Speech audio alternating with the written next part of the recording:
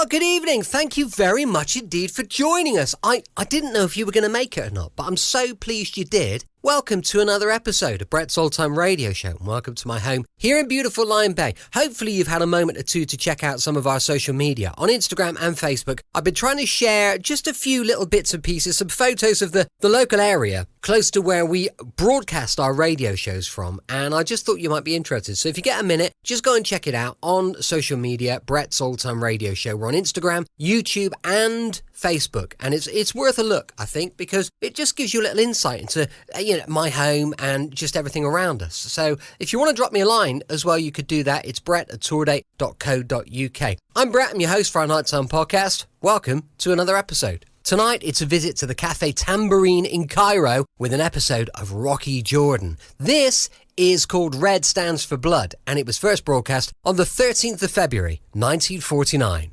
Time now for Rocky Jordan.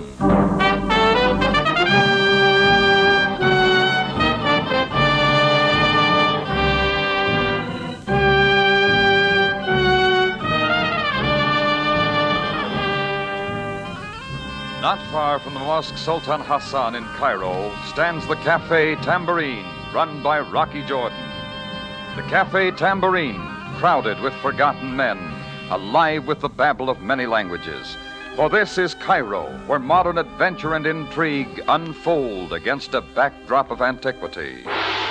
Tonight's story, Red Stands for Blood.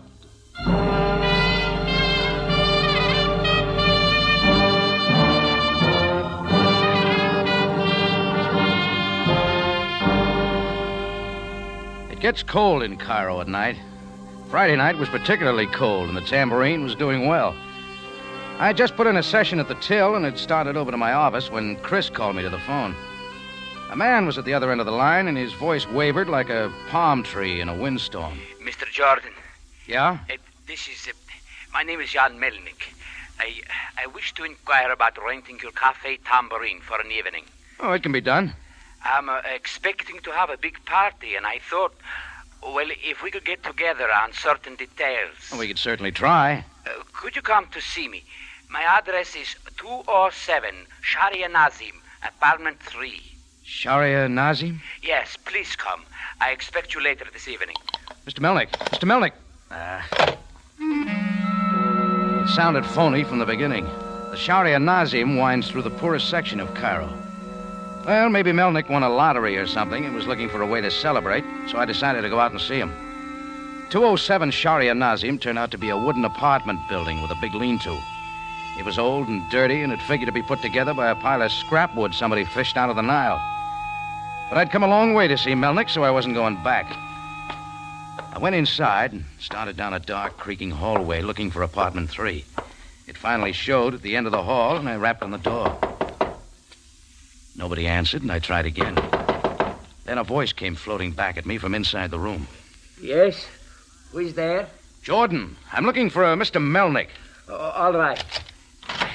Oh, come in, Mr. Jordan. I'm most pleased to meet you. He had thrown open the door to let me in. I got my first look at him. He was short and fat, and he wore a hearing aid, the battery kind. He was dressed in a tight-fitting double-breasted suit, and a packed valise stood at his side. It figured he was ready for traveling. A nervous look covered his face, but somehow, when I came in, he relaxed. Yes, Mr. Jordan. Most pleasant to meet you. Haven't I seen you around Cairo before? Perhaps you have. I've been in your city for some time. Street photographer, isn't that it? That is correct. Take pictures of tourists against some Cairo backgrounds and sell them the shots for a few piastres. And that is the manner in which I have made my living since the last war drove me out of my homeland. Well, business must be pretty good if you can rent the tambourine for a night. Be so kind as to sit down, Mr. Jordan. I can take it standing. May I offer you a cigarette? No, thanks, but you can't turn on some more lights. That would not be wise. All right, let's get to it, Melnick. Are you or are you not going to rent my tambourine?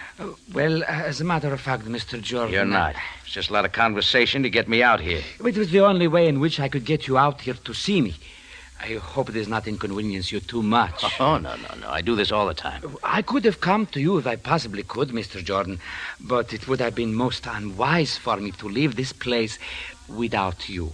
Look, Melnick, you may have a lot of time for games. I'm sorry, Mr. Jordan, but this is no game. This is very important to me. And it may be profitable to you. How profitable? I am sure that we can arrive at an agreeable figure. For me doing what? Protecting me. I'm willing to pay a reasonable sum for you to protect me on a journey to Alexandria. Look, I'm a cafe owner, not a bodyguard. For a price, could you not be both? Maybe. Who are you hiding out from? That I cannot tell you as yet. And then I don't figure we can get together. But, Mr. Jordan... I want to know who you're hiding from and what you've done. Nothing that you need to be overly concerned about. Well, why not go to the police? They're in the protection business. Because this is and must remain a private matter. Then keep it real private, Melnick, and leave me out. Just a moment, Mr. Jordan. Yeah? I was willing to pay £50. I can double it. Sorry. Mr. Jordan, this is more important to me than you can imagine. I need someone like you. I need a man who I can trust. And... No deal, Melnick. Just isn't my racket. Yes. Yes, of course. I'm sorry to have bothered you, Mr. Jordan. I'll be most glad to pay you for any inconvenience I've put you to. No, forget it. I'll be seeing you. I hope so, Mr. Jordan. Yes, I hope so. A pathetic look came over his face as I turned from him, and he shut the door softly behind me. I took about 2 steps down the hall when things began to happen.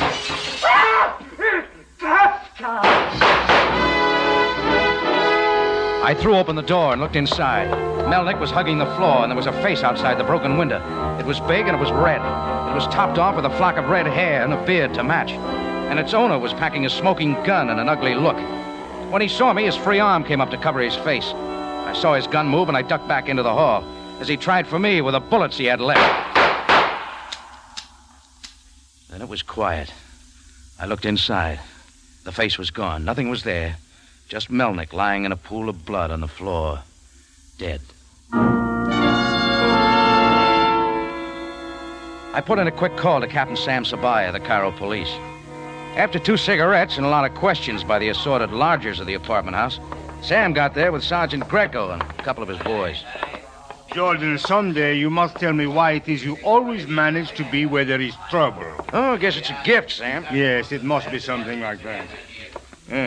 So this is the dead man. Now, that's real observant. Show more respect to the captain of police, Mr. Jordan. That is all right, Sergeant. Let him have fun while he can. Who is the dead man, Jordan? His name is Jan Melnick. He was a street photographer. Hard of hearing, I see. This is somewhat of a novelty for me, a corpse with a hearing aid. Sergeant. Yes, Captain. You will examine the body and the room. Jordan and I will be in the hall. Yes, of course, Captain. Jordan, come outside. We have some things to talk about. Oh, go ahead, Sam. You're in charge. What were you doing out here, Jordan? Drumming up some business. Jordan, I must ask you to But that's cooperate. it, Sam. He called me up and said he wanted to rent the tambourine for a night. When I got out here, I found out that he was a fake. He really wanted me to take a trip with him to Alexandria. What for? Bodyguard. Who was after him, Jordan? He didn't say. Are you sure he didn't say? Oh, ease off, Sam. You're getting a lot of information. I think I can give you the killer's name. Well, this is, as you would say, a switch. Yeah. Well, Melnick called out Kafka just before he was killed. Kafka. You can supply a description of the man? All I saw was his face. Looked like a stop signal. Red hair, red beard. And you can identify him if you see him again? Yep. Very well, Jordan. I will look through our files, and if I find a picture of a man who fits your description, you will get the opportunity to identify him. All right, you do that. And let us hope for your sake that there is such a man. And I'll be home sleeping. Oh, just one moment, Jordan. What's it now? Since you are my only witness, let us hope you manage to stay alive. Sure, Sam. I'll work on it real hard. I made it a point to keep my promise and went home to bed over the tambourine. I slept sound, but not for long. The light in my eyes that woke me wasn't coming from the window. It was still dark outside. It was the ceiling light. I wondered how I'd failed to turn it off. About then, I decided I was dreaming. And not a bad dream. She stood at the foot of my bed looking at me with dark brown eyes. Her black hair was drawn slickly back from her slim face. Her lips were firm but full. I approved of the rest of her, too, all but the black automatic she held in her hand. I won't trouble you but a moment, Mr. Jordan. Manners, lady. We haven't been introduced. Here's your robe. Get up. Not that it matters, but just how did you get in here? That's beside the point. Look, I always wake up in a bad humor. Just what do you want? A photographic negative. You unlocked the wrong door, lady. Doesn't this gun convince you that I'm serious? Now get it for me, and quickly. Supposing I have it, where did I get it? From Jan Melnick, of course. Melnick? I see. I'm quite sure he gave it to you. I didn't kill Melnick. I'm quite aware of that. Suppose you try waking up a man with a red beard named Kafka. I'm interested only in you, Mr. Jordan. Are my eyes lighting up? I believe you understand me. Why would Melnick give me a negative? What's this all about? I didn't come here to answer questions. Mr. Jordan, I'm becoming very impatient. For the last time... I haven't got it. I think you're lying. I'll come back in the morning. We'll have a cozy chat. Mr. Jordan, what are you doing? Opening the door. So long, lady. Not yet, Mr. Jordan. Ooh. Her pistol handle had come down over my right ear. My eyes looked at each other, and I went back to sleep for quite a while. But no more dreams. Only a loud ringing in my ears that got louder and louder. I reached out to shut off the alarm clock, and all I found was the edge of the rug. I was still on the floor. The ringing continued. I finally got up and stumbled over to the table. It was all I could do to lift the receiver from the hook. Yeah? Did I wake you up, Mr. Jordan? Who is this? My name is Kafka. Oh, I thought so. Sabaya is slowing down. I figured he'd have you by now. In the morning newspaper, I have been reading the things you have been saying about me. Well, if they're good, they're lies. They say I have killed a man named Melnick. They got it right. They say also that a man named Rocky Jordan saw me. That is most unfortunate for this man. Yeah, you're telling me. Means he loses a lot of sleep while a redhead yaks at him on the phone. It means that such a man who tells such tales makes life uncomfortable for Kafka. So, what's he going to do about it? Kafka suggests that if suddenly this man Jordan's memory fails and he can no longer identify the man who killed Melnick, then this man Jordan may find himself somewhat richer. That doesn't appeal. I'm getting tired of money. I will give you a moment to reconsider. It's a waste of time. You also took a couple of shots at me, Kafka. That doesn't make us friendly. Jordan? Then I don't like getting pushed around because somebody's looking for some sort of negative I'm supposed to have. Or, you know what I'm talking about. Might I suggest, Mr. Jordan, that you do not go back to sleep? I am thinking that you have such a short time to live. You should enjoy yourself. Yeah.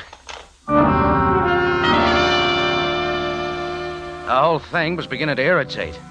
I threw on some clothes and headed down to police headquarters to do a little screaming at Sabaya. It was a little after 7 when I got there.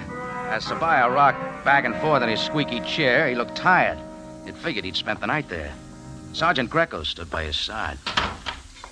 Well, Captain, look who has come to visit us. This isn't a visit, Greco. It's business. Yeah, we have some with you too, Jordan. Looks like you two boys have been hatching up something. Jordan, Sergeant Greco and I have spent the night looking through our files to find a picture of the man you say killed Jan Melnick. Yes, Mr. Jordan. Just a moment, And, Sergeant. Jordan, this is the picture we found that fits the description you gave us. Look at this. Sure. Is this the man? Yeah, that's the one. Red face, red beard, and hair.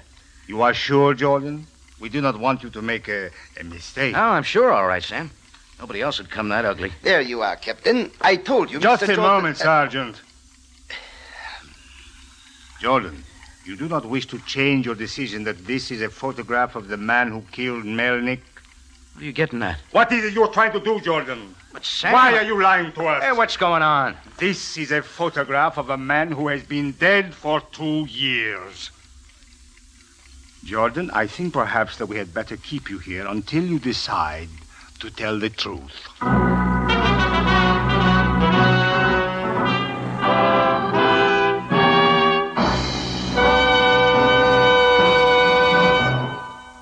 You're listening to Red Stands for Blood, tonight's adventure with Rocky Jordan. Here's a quick summary of Adventure Mystery on CBS. Inner Sanctum on Monday. Mr. and Mrs. North and Mystery Theater on Tuesday. Suspense, crime photographer, Mr. Keene, tracer of lost persons, and the FBI in Peace and War on Thursdays. Gangbusters, Philip Marlowe, and Escape on Saturdays. Don't miss Mystery on CBS. And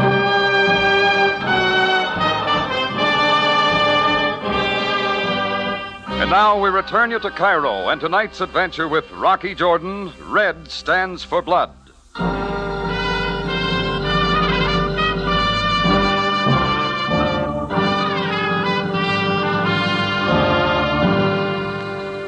When you see a man with a gun throwing slugs your way, you have to remember what he looks like.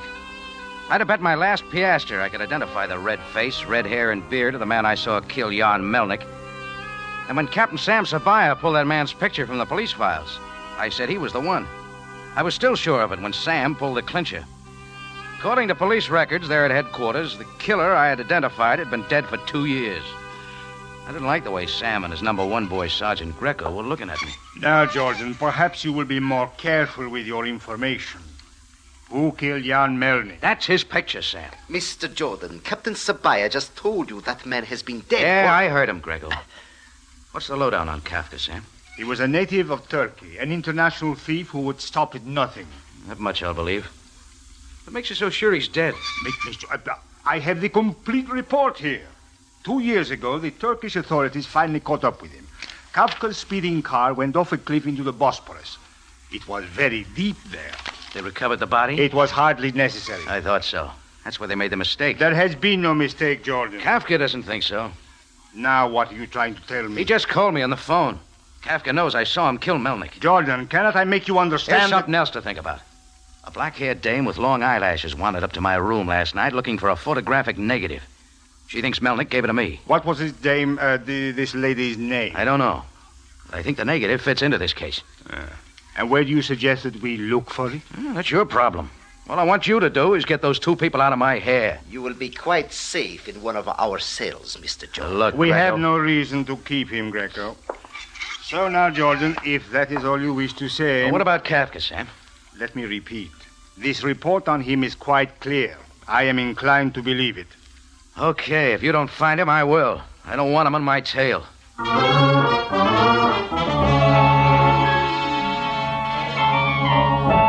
There was a photographic negative somewhere in Cairo that was hot enough to set up a murder. Jan Melnick had died for it. I might be next. I wanted to know why. I went back to the place on Sharia Nazim where I had found him in his room. I found out 2 things. He had rented the room a short time before, but hadn't lived in it. And he had a wife. Their home was down on the Nile waterfront in the worst part of Cairo. So I looked it up. You could call it a home if you like. It was worse than a shambles. Not fit for one of the starved dogs that roam the dirty streets. Who is it? Mrs. Melnick? Yes. I'm Rocky Jordan. Oh, you are the man who saw my husband killed. That's right.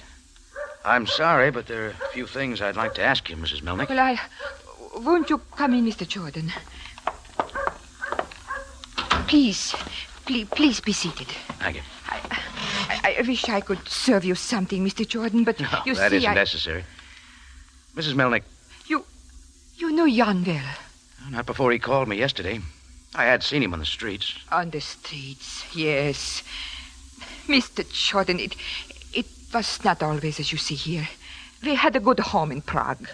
I'm sure you did. Jan was a good husband, but we lost everything. After we came to Cairo, it was hard for him. Always he dreamed of taking me away from this. Mrs. Melnick, have you any idea why someone would want to kill your husband? No. Only that he said he must make a trip. He said that when he came back, there would be enough money for our old age, and there would be no more worries. And now he... You suppose he took the room on Sharia Nazim to hide out from something? It is possible. I do not know. Miss Melnick, your husband worked for a photographic company, didn't he? Yes. Tourist Pictures Incorporated, he told me. He ever tell you about a certain negative he wanted to protect? Negative? No. What about a good-looking brunette girl with sleek hair and long eyelashes? I know of no such person. Did he ever mention a criminal named Kafka? A criminal? No, Mr. Jordan. Jan was a good man. He worked hard. Sure, I know. Being hard of hearing must have made it difficult, too. What do you mean, Mr. Jordan? My husband was not deaf, not at all. I see. Now, Mrs. Melnick, There are a few of your husband's effects down at police headquarters. I wonder if you'd like to get them. Oh, yes, I do want them. Then suppose we go down now. I'll take them. You're most kind, Mr. Jordan. Will you wait a moment while I get ready? Surely, I'll be right outside.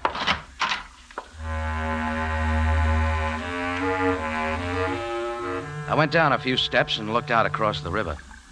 I'll never know why, but in a split second, I glanced back to see the flash of a knife. It clipped my ear and sailed out into the Nile. When I saw where it came from, I saw red. All red. Face, hair, and beard. And Kafka came from my throat. I was braced for him, and we rolled together across a narrow landing and into the river. I was underneath, and he held me there in the shallow water. My hand found his beard, and I dragged him down with me. He couldn't take it too long. His fingers loosened, and we were up. I hung onto his beard and flailed away at his ugly face. Then he slipped loose, and his boot heel sunk in below my stomach. When I came up, Kafka was halfway up the bank and running. Mr. Jordan! Mr. Jordan! Get a good look at that guy, Mrs. Melnick. He's the guy who killed your husband. I saw him. He was trying to kill you. Yeah. All right, now, let's keep our date at headquarters.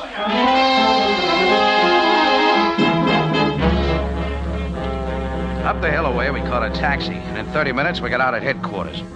Captain Sabaya wasn't there, but Sergeant Greco sat behind the desk. Well, Mr. Jordan, been swimming in the Nile? For once in your life, you're right, Greco. But never mind the small talk. We came to get Jan Melnick's effects. Why should I give them to you? Easy, Greco. This is Mrs. Melnick, Jan Melnick's wife. Oh, I am at your service, madam. Sergeant Greco, my husband had only a few things, but can I have them now? Your identification, Mrs. Melnick. Look, Greco, I'll identify her. Like you identified Kafka's picture, Mr. Jordan? Will this letter do, Sergeant Greco? Let me see. Very well. Now, will you sign here, please? Okay, now get it, Greco. Cut the stall. One moment.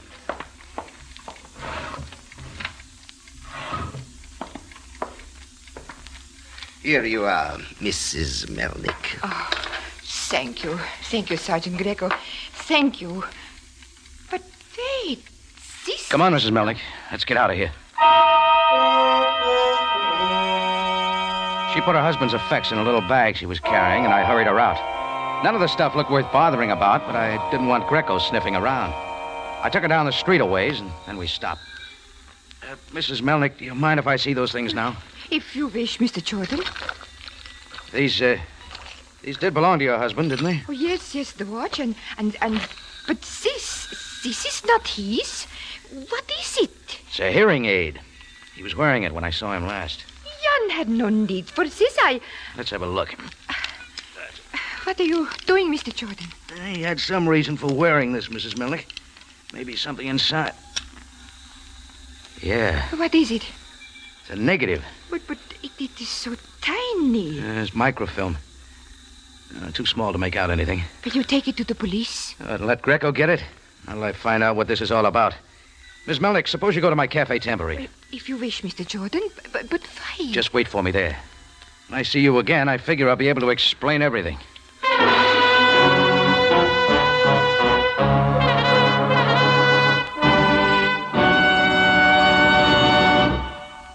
You're listening to Red Stands for Blood, tonight's adventure with Rocky Jordan. Mystery ranks high at CBS. Here's an example. Tomorrow night at 9, the door creaks open on the inner sanctum and a story told the way you want to hear it. Suspenseful, exciting, and with a sound plot.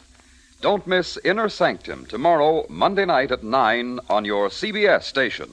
And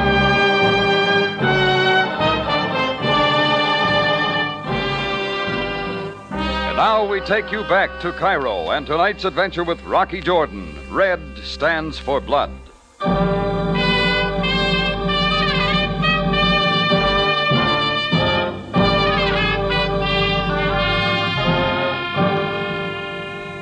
That tiny bit of microfilm had the answers, and I had to find a photographic shop to see what they were.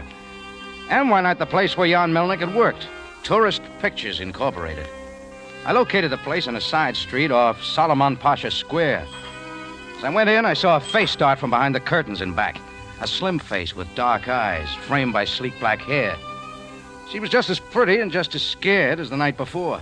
I got back there on the double. No gun this time, lady? I don't have it now, Mr. Jordan. I didn't get your name. I'm Marta Helwig. Now, let's have some more answers. Why are you here? Returning the visit, maybe? You left in a hurry last night. Oh, Rocky, I'm sorry. I didn't want to hurt you, but I had to. Sure, they always have to. Believe me, Rocky. I didn't shoot.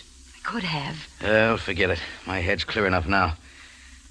You were looking for a photographic negative, Marta. Yes, I must find it. Why? If I don't, I'll be killed. By a redhead named Kafka? Yes. Yes, Rocky. If you know anything about take a look. This the one? Why, perhaps. I don't know. Where'd you get it? From where Melnick hid it? Oh, Rocky, please let me have it. I'll do anything, Rocky. Anything. No deals till I see what's on it. You got a projector here? Yes, over here. All right, turn it on. All right, Rocky, but we've got to hurry.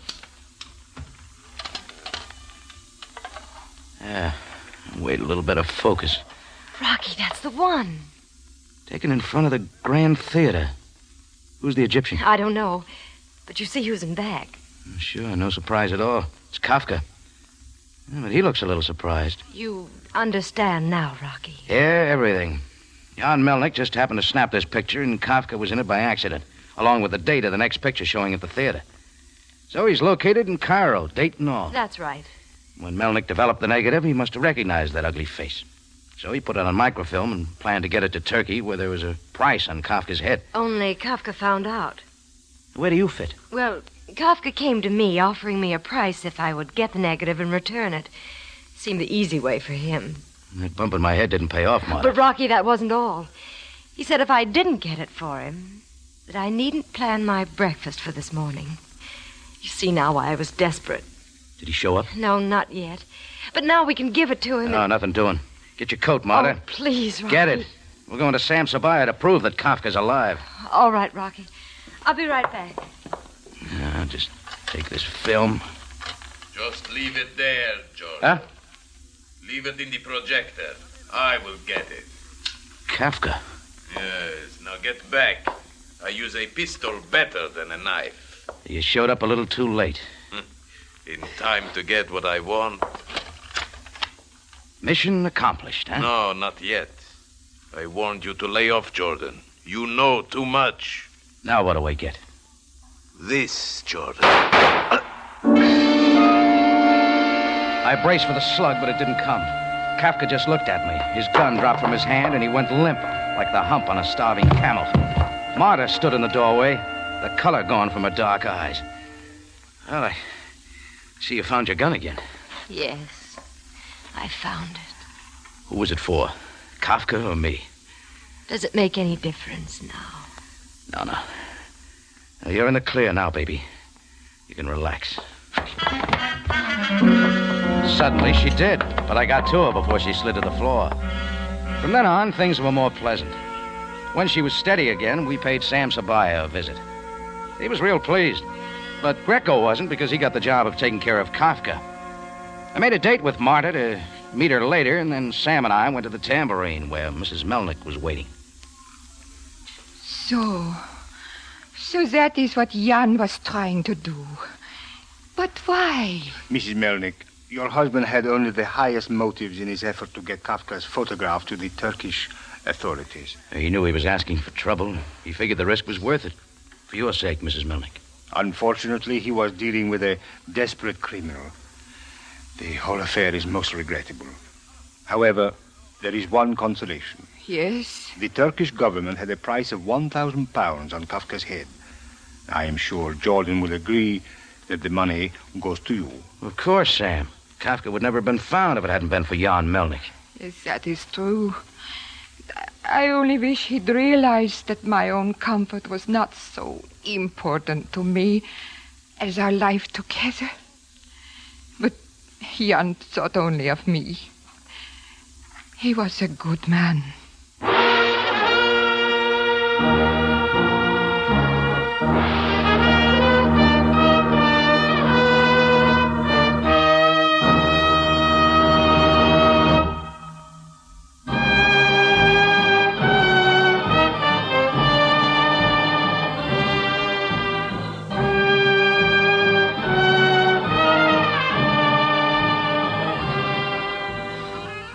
It's CBS again at this same time next week for another story of adventure and intrigue when we take you back to Cairo and the Cafe Tambourine, run by Rocky Jordan. Jack Moyles plays the title role, with story by Gomer Cool and Larry Roman. Rocky Jordan is produced and directed by Cliff Howell, with original music by Richard Arant. Larry Thor speaking. This is CBS, the Columbia Broadcasting System. Welcome back. Hope you enjoyed our latest episode of Rocky Jordan. I do enjoy a little trip to Cairo and the Cafe Tambourine. Don't forget, we'll be back tomorrow for a riveting episode of Tales of the Texas Rangers. That's going to be going live at 5 p.m. GMT. You can email me on brett@tourdate.co.uk, and I would love to know your thoughts on the show. As I mentioned many times, I've also got a supporter page at patreon.com/Brett's Old Time Radio Show. Thanks for listening. I'll be with you 7 days a week, each and every week, and I'll see you next time on Brett's Old Time Radio Show. Love you. Bye.